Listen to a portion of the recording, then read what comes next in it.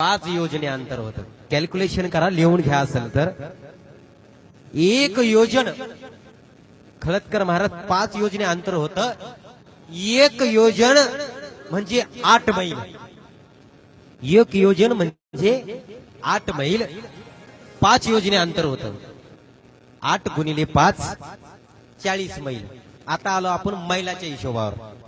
5 योजने अंतर 5 गुणिले 8 40 मैल.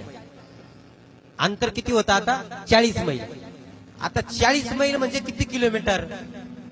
1 मैल म्हणजे 1.6 किलोमीटर. तुम्हाला सांगितले, करा परत गुणिले. क्या बात आहे.